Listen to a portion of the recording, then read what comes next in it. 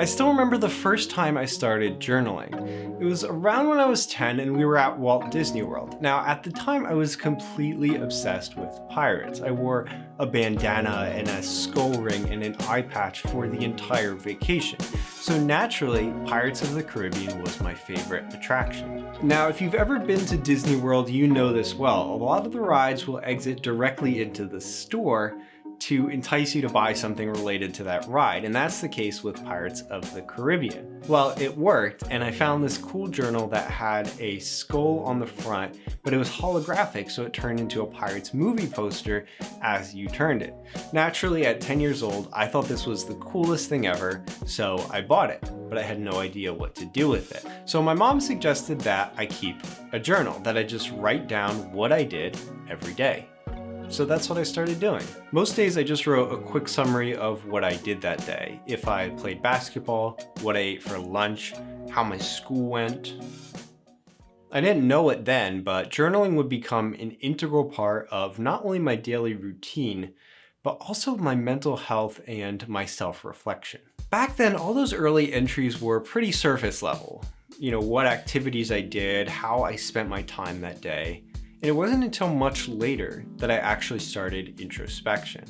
See, most of what I did up until my senior year of high school was about getting into college. It was getting good grades, taking AP classes, playing basketball for an AAU team, and going to Model UN, all things that would help me get into a top university. So when I was finally accepted to my dream program that would study international studies and business, I finally had time to breathe, and that's when I started to question what I actually wanted. That's when the real introspection began. You know, up until that point, I was so busy just trying to tick all the boxes and get into college that I never stopped to think about why I was doing it.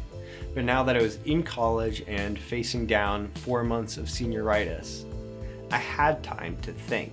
And I didn't know then what I wanted to study, if I'd actually enjoy my degrees, or what I wanted my career path to be. But I started to connect the dots then. I started to tell my story, look back at how I got here, and connect the dots of everything that led up to that point. And that's when I realized that I had given up my pursuit of creativity, of making videos, in pursuit of all those other activities. So it allowed me to rediscover that passion of mine, rediscover my own creativity. Telling my story gave me the power to explore. Now, my story at that time was very incomplete. In fact, in many ways, it was just beginning.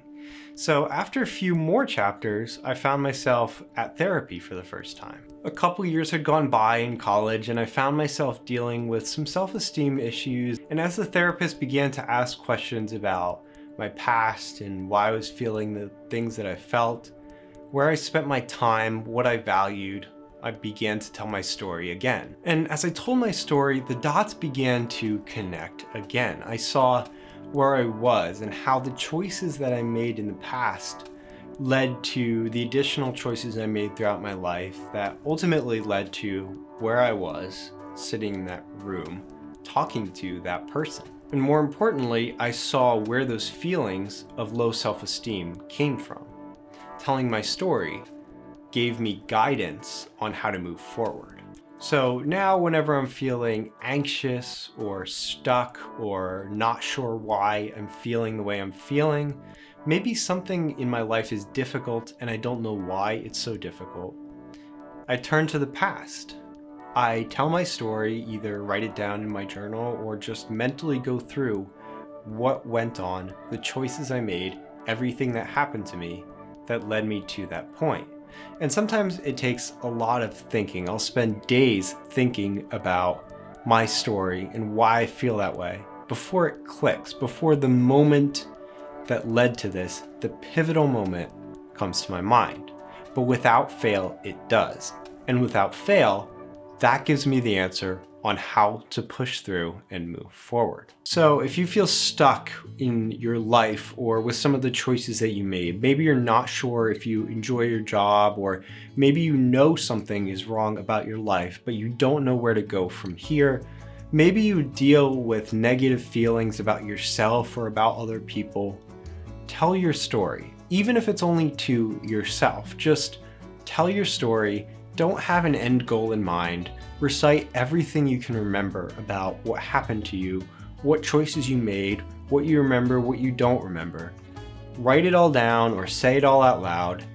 Give yourself the power to understand what led you here, why you're still here, and ultimately, how to move forward. It's not easy to be vulnerable with someone else, so it's totally okay if it's just to yourself. I'm only learning to share bits of my story on the internet, and every time it feels like I'm exposing a part of myself.